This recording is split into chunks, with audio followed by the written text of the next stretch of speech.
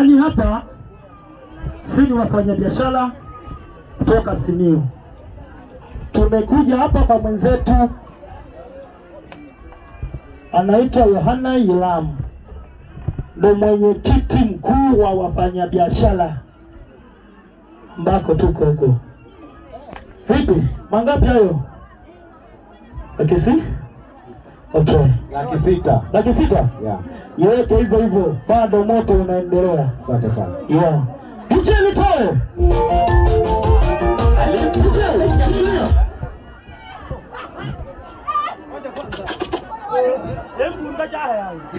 Asante.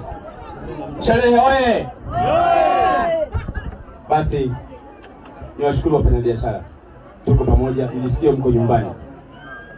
Tuendelee kula maisha. Oleta kutogwa. Basi nako hii, anapita kina leo.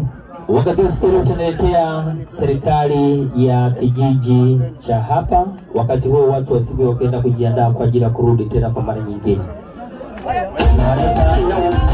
Serikali karibuni. Wakati hawa wanaondoka sisi tunaingia.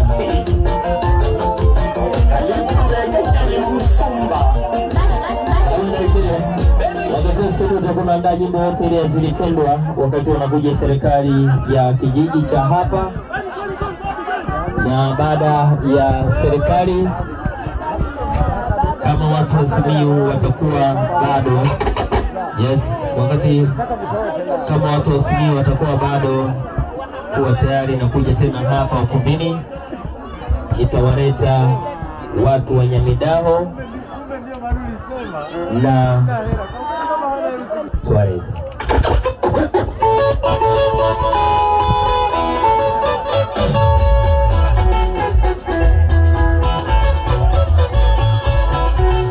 Lakini pia watu wa Mkongezi,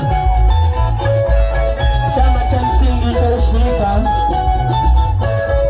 ukombozi nani pia mnaweza kufanya kazi.